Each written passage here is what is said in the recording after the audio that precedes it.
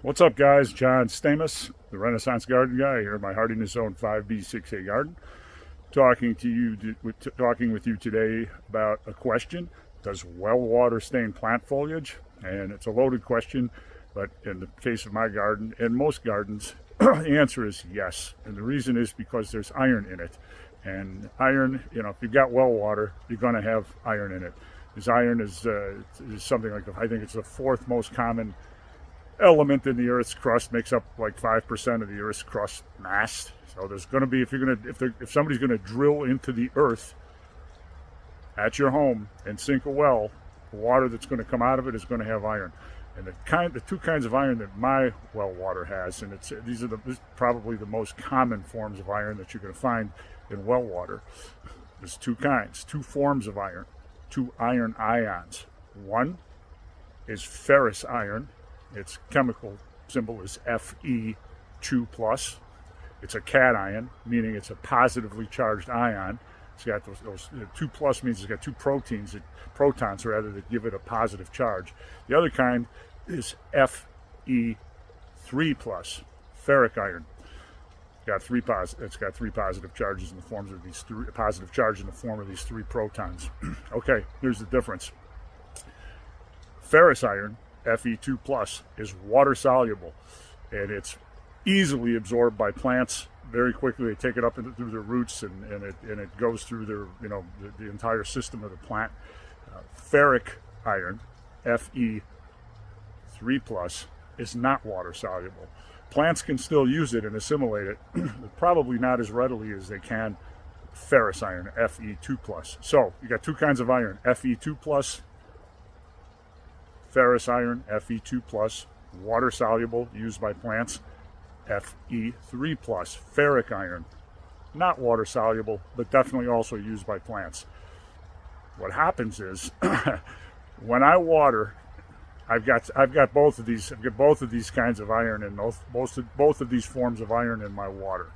Fe2, ferrous iron; Fe3, ferric iron.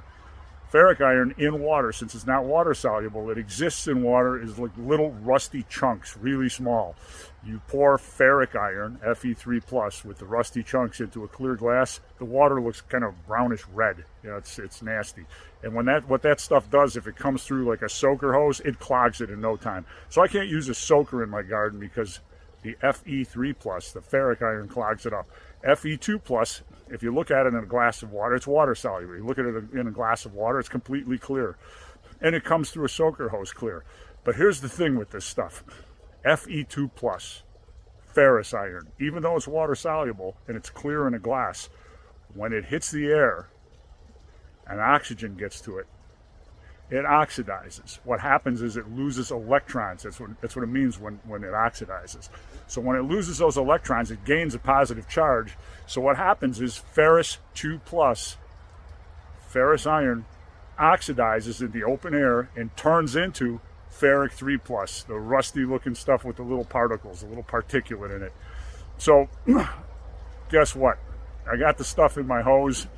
If I hose my plants with it for an extended period of time, both of those irons are going to stain the plants, because number one, ferrous iron is going to turn into ferric iron. It's going to get rusty and crappy looking as it dries in the air, and ferric iron is already rusty and crappy looking. So if I set my sprinkler out, instead of like aiming my gun at the roots of the plant, which is the best way to do it if I'm lazy, and I just let my sprinkler run. Now, it's not going to happen, in just a few minutes. Even like a half an hour, 45 minutes, it's okay. But if I let that sprinkler run in one spot for 2 hours, 3 hours, or longer, that foliage is going to stain. And I'm going to show you what that looks like here in a second. I'll give you a little side-by-side. Good new green foliage that has not been subjected to long-term sprinkling with ferrous and ferric iron in it, and new foliage, and old foliage that has been saturated with ferrous iron and ferric iron. Okay, so I'm going to turn you around and show you this. Okay, so what we're looking at here is a rhododendron. Now, this rhododendron, I'm going to get you in really close. You can see the stains. Look at that, guys. It's all stained. This was saturated with well water that's loaded with ferric iron and ferrous iron. Okay, now here's the new green stuff on top. This was not saturated with ferrous iron and ferric iron, just healthy green stuff. So there's a difference. Yeah, look, just look at that stuff. Those leaves have been stained. So what happens when those leaves get stained like that?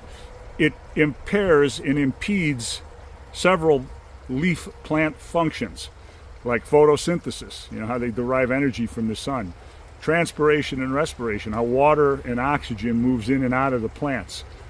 It's like holding a dish rag over your mouth and trying to breathe. It's also like wearing sunglasses. The sun is not going to effectively get to this foliage because it's stained.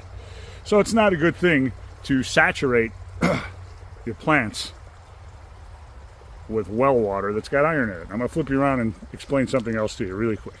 So you've probably heard of liquid iron fertilizers. Very, very common. These particular fertilizers, you hear the term liquid iron, you're thinking, oh, okay, there's ferrous and ferric iron that's going to stain my plant leaves. Nope, it doesn't happen that way. And that's because liquid iron fertilizers exist in, usually the iron component in them that the plants can use exists generally in two forms. Okay, the first form is an iron chelate or a ferric chelate. Chemical symbol for that is Fe3 EDTA. And what happens in this particular compound, it's a compound. What happens in this compound, that EDTA, which is a blah, blah, blah, blah, blah, carboxylic, blah, blah, acid, it's a form of acid, it wraps around that Fe3 ion and it makes it water soluble. So that's the first kind. The first kind of fertilizer that uses iron, liquid iron in it. The second kind of liquid iron fertilizer uses ferrous sulfates. The chemical symbol for that is Fe2SO4. What that compound does, that SO4, it keeps ferrous in a water-soluble state, and it does not allow it to lose electrons and turn into ferric. So you got two things. You got two kinds of these products that contain iron. One is an iron chelate or ferric chelate, and the other is an iron sulfate or ferrous sulfate. Those do not stain leaves. The plants just take that stuff in. You use the stuff as a foliar drench or a root drench, and the plants assimilate it and use it really quickly. It's a great product, and I wrote about this product in my article of 2022 called How to Fix Yellow Rhododendrons in Azaleas and Pyrrhus 2. This particular product that I use is part of a 4-step program that I use to fix chlorotic leaves. In other words, iron deficient yellow chlorotic leaves on plants. So this product is really, I highly recommend you checking that article out, because it'll go into detail about the products that I use. Typically, a ferrous sulfate or ferric chelate, although they're effective, the plants assimilate the stuff so quickly and it leaches out quickly, you got to do several applications to make it effective. But when you use it in conjunction with a few other products, it works really, really well. Again, the product I use is a ferrous sulfate product. And again, read How to Fix Yellow Rhododendrons and Pyrrhus and Azalea 2, and you get all the info on that particular product. So I'm going to flip you around and show you this stuff in action really quick. All right, guys, I got a snoot full of the good stuff here. The product itself gives you mixing directions. This is a ferrous sulfate product, water soluble. You mix it up with water, and you use it as a foliar drench. When plants are chlorotic and they need iron, this stuff is a quick fix. So I'm going to show you. Here's our rhododendron, good healthy green leaves on the top with the stained stuff. Now this stained stuff, remember I told you, it's the stuff that's been stained with ferrous and ferric iron, those iron ions, those cations, positively charged iron ions.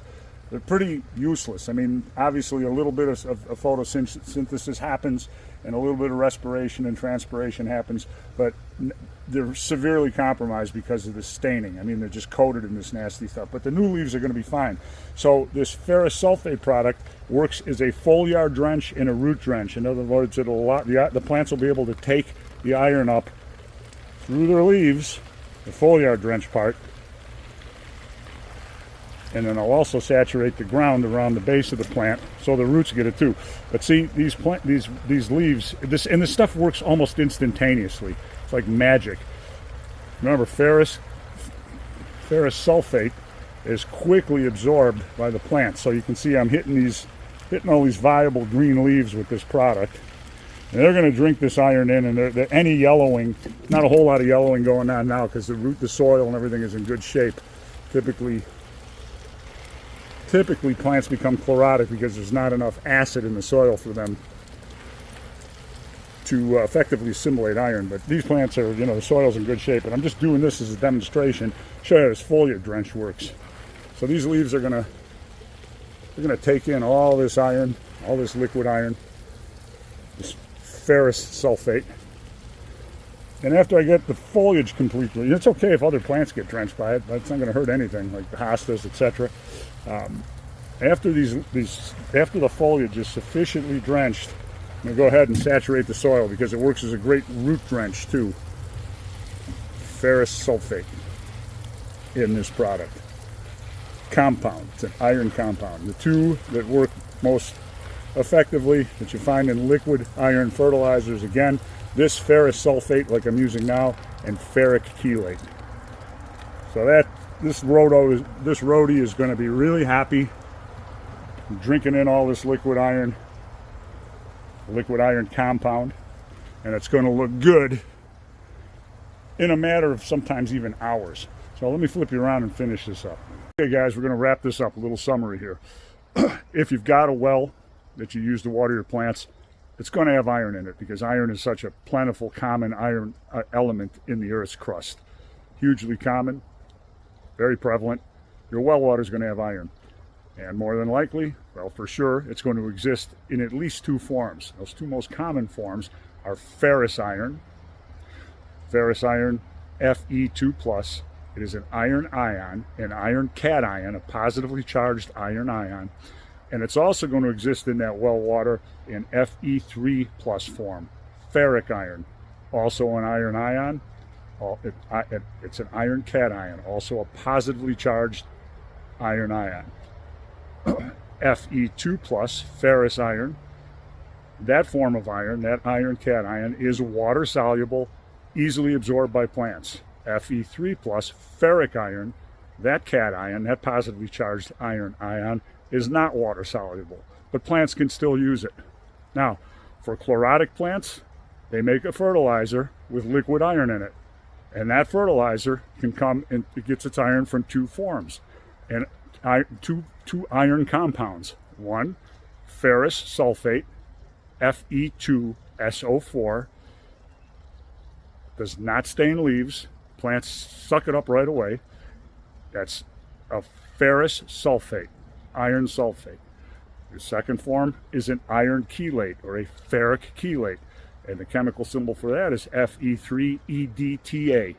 That EDTA makes the ferric iron water soluble and allows the plants to suck it up right away. Neither of those stain plant foliage.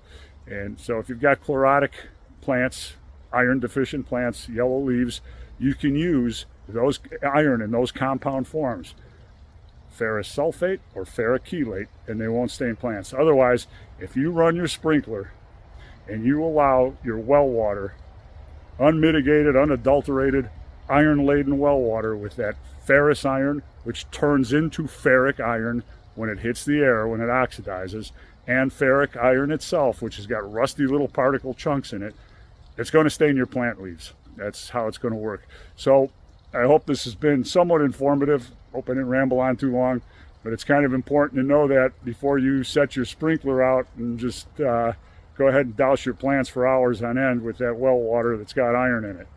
So for now, it's your old pal John, Renaissance Garden Guy, signing off. Make sure to visit the Renaissance Garden Guy at renaissancegardenguy.com. Wonderful content there, that digital publication. Go ahead and subscribe there, the Renaissance Garden Guy at renaissancegardenguy.com. Click subscribe here, and we'll catch you guys later. John Stamos, Renaissance Garden Guy, over and out.